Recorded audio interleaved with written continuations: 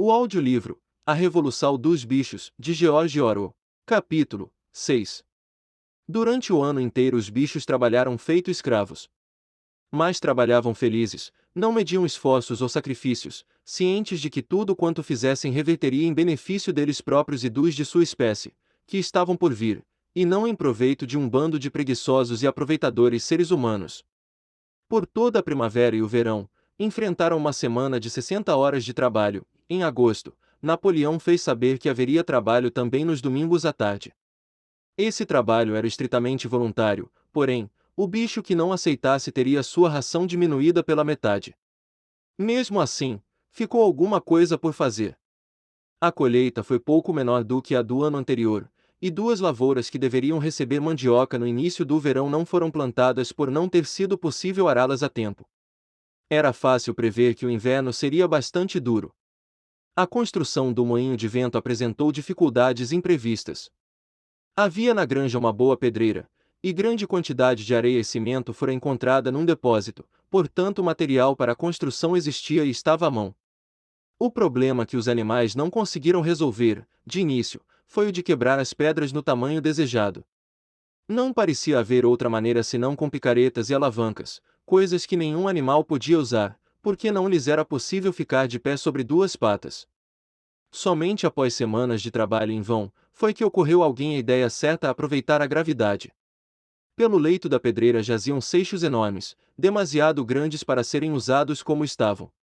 Os bichos amarravam cordas em torno das pedras e, todos juntos, cavalos, vacas, ovelhas, todo animal que fosse capaz de segurar os cabos até os porcos entravam no grupo. Em certos momentos críticos arrastavam-nas com desesperadora lentidão até o ponto mais elevado da pedreira, de cuja borda eram derrubadas para despedaçarem-se embaixo. O transporte das pedras, uma vez quebradas, era relativamente simples.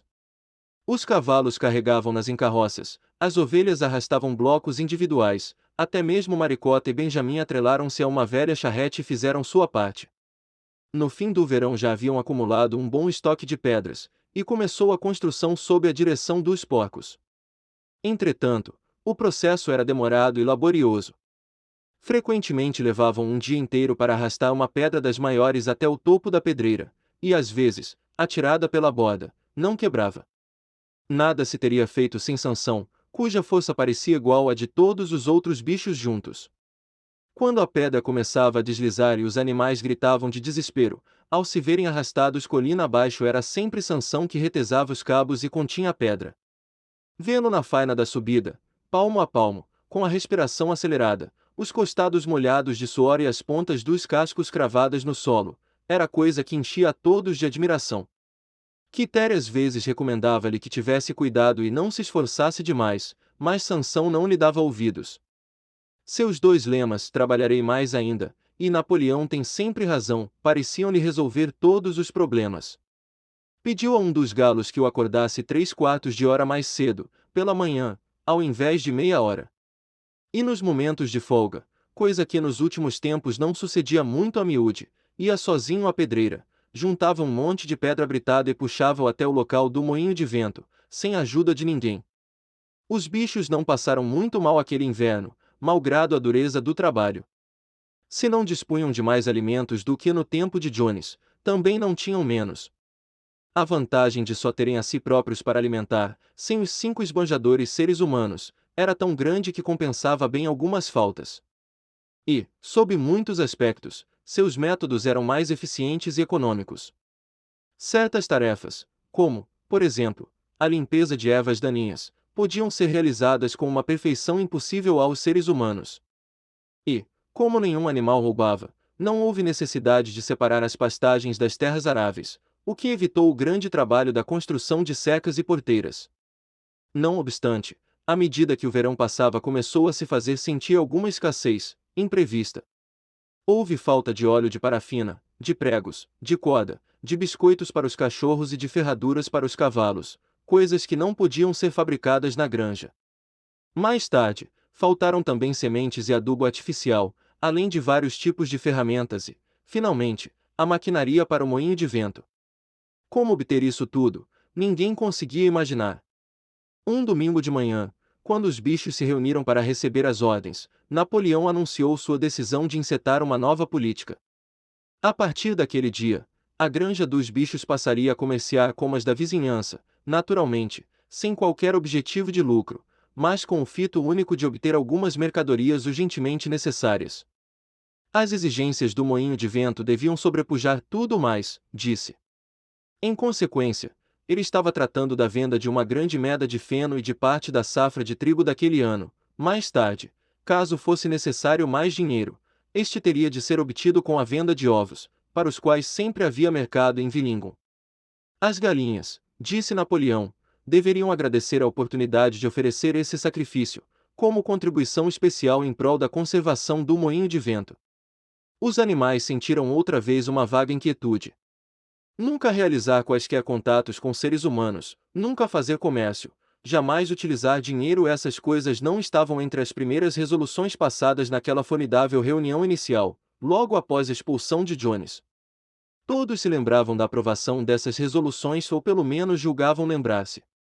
Os 4 jovens porcos castrados que haviam protestado quando Napoleão acabará com as reuniões, levantaram timidamente a voz, mas foram logo silenciados por um rosnar terrível dos cachorros. Nesse instante, como de hábito, as ovelhas estalaram 4 pernas bom, 2 pernas ruim. E a momentânea impertinência foi abafada. Finalmente, Napoleão levantou a pata ordenando silêncio e declarou que já havia tomado todas as providências. Não haveria necessidade de qualquer animal entrar em contato com seres humanos, coisa que seria da maior inconveniência. Ele pretendia tomar sobre seus ombros toda essa carga. Um certo Sr. Vimper, que era procurador em Villingen, concordara em atuar como intermediário entre a granja dos bichos e o mundo exterior, e viria à granja todas as segundas-feiras pela manhã, a fim de receber instruções. Napoleão finalizou o discurso com sua exclamação habitual de "Viva a granja dos bichos!", e, após cantarem Bichos da Inglaterra, os animais foram dispensados. Depois, Garganta percorreu a granja para tranquilizá-los. Assegurou-lhes que tal resolução, contra o engajamento no comércio e o uso de dinheiro, jamais fora aprovada, aliás nem sequer apresentada. Era pura imaginação e provavelmente tinha origem em mentiras inventadas por Bola de Neve. Alguns bichos ainda permaneciam em dúvida, porém Garganta perguntou-lhes astuciosamente: "Vocês estão certos de que não sonharam com isso? Existe algum registro dessa resolução? Está escrita em algum lugar?" E uma vez que, realmente, não existia escrito nada parecido com isso, os animais se convenceram de seu engano. Todas as segundas-feiras o Sr. Vimper visitava a granja, conforme o combinado. Era um homenzinho finório, de suíças crescidas, procurador de pouca clientela, porém suficientemente vivo para perceber, antes de qualquer outro, que a granja dos bichos precisaria de um representante e que as comissões seriam poupudas. Os bichos olhavam suas idas e vindas com um certo receio e evitavam-no tanto quanto possível. Apesar disso, vê Napoleão, de 4, dando ordens a Vimper, que permanecia em pé sobre 2 patas, era uma coisa que lhes acariciava o orgulho e parcialmente os reconciliava com a nova situação. As relações com o gênero humano andavam bem diferentes. Os humanos não odiavam menos a granja dos bichos, agora que ela prosperava, na realidade, odiavam-na mais do que nunca. Todo ser humano tinha como questão de fé que a granja iria à bancarrota mais cedo ou mais tarde, e, sobretudo, que o moinho de vento seria um fracasso. Reuniam-se nas estalagens e provavam uns aos outros, por meio de gráficos e diagramas, que o moinho estava fadado a desabar e, caso se mantivesse erguido, jamais funcionaria. Não obstante, mesmo contra a vontade, haviam criado um certo respeito pela eficiência com que os bichos conduziam os seus assuntos. Sintoma disso foi o fato de começarem a chamar o sítio de Granja dos Bichos, abandonando a pretensão de continuarem a chamá-la Granja do Solar. Haviam também acabado com o cartaz de Jones, que perderá toda a esperança de reaver sua granja e fora viver noutro lugar. Até agora, exceto por intermédio de Vimper, nenhum contato houvera entre a Granja dos Bichos e o mundo exterior, mas já circulavam insistentes boatos de que Napoleão estava por chegar a um decisivo acordo de negócios, ora com Pilkington, de Foxvold, ora com Frederick, de Pinchel mais nunca, interessante, com ambos, simultaneamente. Foi mais ou menos por essa época que os porcos, de repente, mudarão-se para Casagrande, onde fixaram residência. Novamente os bichos julgaram lembrar-se de que havia uma resolução contra isso, aprovada nos primeiros dias, e novamente Garganta conseguiu convencê-los do contrário. Era absolutamente necessário que os porcos, disse ele, sendo os cérebros da granja, tivessem um lugar calmo onde trabalhar. Além disso, viver numa casa era mais adequado à dignidade do líder. Nos últimos tempos dera para referir-se a Napoleão pelo título de líder, do que viver numa simples pocilga. Mesmo assim, alguns animais se aborreceram ao ouvir dizer que os porcos não só faziam as refeições na cozinha e utilizavam a sala como local de recreação, mas ainda dormiam nas camas. Sansão resolveu o assunto com seu Napoleão tem sempre razão, porém Quitéria, que tinha a impressão de lembrar-se de uma lei específica contra camas, foi até o fundo do celeiro e tentou decifrar os 7 mandamentos que lá estavam escritos. Sentindo-se incapaz de ler mais do que algumas letras separadamente, foi chamar Maricota. Maricota pediu ela leia para mim, por favor, o 4º mandamento. Não diz qualquer coisa a respeito de nunca dormir em camas. Com alguma dificuldade, Maricota soletrou o mandamento, diz que nenhum animal dormirá em cama com lençóis. Interessante. Quitéria não se recordava dessa menção a lençóis, no 4º mandamento. Mas, se estava escrito na parede, devia haver. E Garganta, que por acaso passava nesse momento, acompanhado de 2 cachorros, colocou todo o assunto na perspectiva adequada. Com que então vocês, camaradas, ouviram dizer que nós, os porcos, agora dormimos nas camas da casa? E por que não? Vocês não supunham, por certo, que houvesse uma lei contra camas, não é? A cama é meramente o lugar onde se dorme. Vendo bem, um monte de palha no estábulo é uma cama. A lei era contra os lençóis, que são uma invenção humana. Nós retiramos os lençóis das camas da casa e dormimos entre cobertores. Confortáveis, lá isso são. Porém não mais do que necessitamos, posso afirmar-lhes, camaradas, com todo o trabalho intelectual que atualmente recai sobre nós. Vocês não seriam capazes de negar-nos o repouso, camaradas, seriam. Vocês não desejariam ver-nos tão cansados que não pudéssemos cumprir nossa missão, não? Será que alguém quer Jones de volta? Os animais tranquilizaram a esse respeito, e não se falou mais no fato de os porcos dormirem nas camas da casa. E quando se anunciou, alguns dias depois, que os porcos passariam a levantar-se, de manhã, 1 hora mais tarde do que os outros bichos, ninguém se queixou disso também. Ao chegar o outono, os animais andavam cansados, mas felizes. Haviam tido um ano difícil, e após a venda de uma parte da safra de feno e de trigo, os estoques para o inverno não eram lá muito abundantes, mas o moinho de vento compensava tudo. Já estava quase pela metade. Após a colheita houve um período de tempo bom e os bichos trabalharam mais do que nunca, satisfeitos com a tarefa de andarem para lá e para cá puxando blocos de pedras, desde que com isso conseguissem fazer a parede subir mais alguns centímetros. Sansão chegava a trabalhar de noite, 1 hora ou 2, por sua conta, à luz da lua.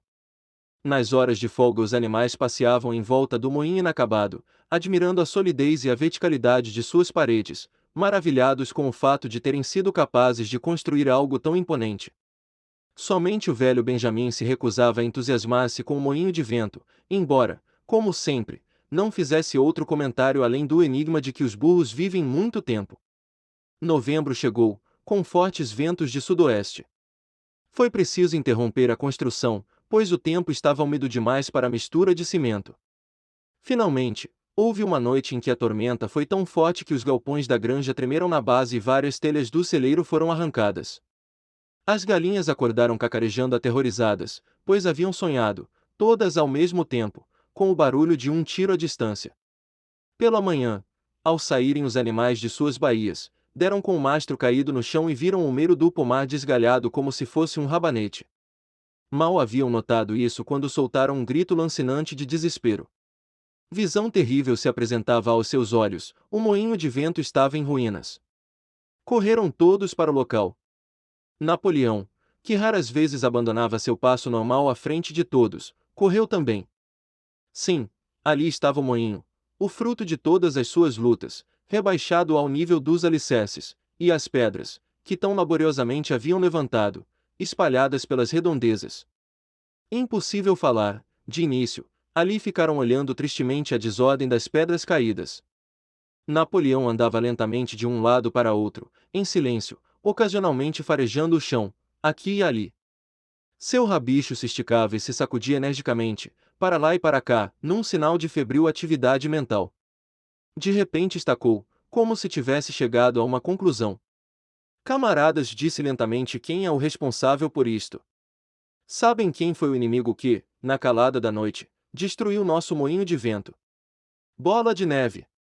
Rugiu violentamente com voz de trovão. Bola de Neve foi o autor disto. Com rematada maldade, pensando em destruir nossos planos e vingar-se de sua ignominiosa expulsão, esse traidor penetrou até aqui, sob o manto da escuridão, e destruiu nosso labor de quase um ano. Camaradas, neste local e neste momento, pronuncio a sentença de morte para a Bola de Neve. Uma herói animal, segunda classe e meio balde de maçãs ao animal que lhe fizer justiça. Um balde inteiro a quem o capturar vivo. Os animais ficaram chocadíssimos ao saberem que mesmo Bola de Neve fosse capaz de uma coisa daquela. Subiu ao céu um brado de indignação e cada um pôs-se a pensar num modo de apanhar Bola de Neve, se algum dia ousasse voltar. Quase ao mesmo tempo, descobriram-se as pegadas de um porco a pequena distância da colina. Embora marcassem apenas alguns metros, pareciam dirigir-se a um buraco da sebe. Napoleão cheirou-as profundamente e declarou serem de Bola de Neve. Na sua opinião, Bola de Neve provavelmente viera da granja de Foxvoort. Não percamos tempo, camaradas! Bradou Napoleão, depois de examinar detidamente as pegadas. Temos muito trabalho pela frente. Hoje mesmo, de manhã, recomeçamos a construção do moinho de vento e trabalharemos por todo o inverno, com sol ou com chuva. Mostraremos a esse traidor miserável que ele não pode desfazer nosso trabalho assim tão facilmente. Lembrem-se, camaradas, não deve haver modificações em nossos planos, serão cumpridas à risca. Para a frente, camaradas! Viva o moinho de vento! Viva a granja dos bichos! Obrigado por assistir este vídeo. Se gostou, deixe seu like e se inscreva no canal. A cultura forma sábios, a educação homens. Luís Bonaldo.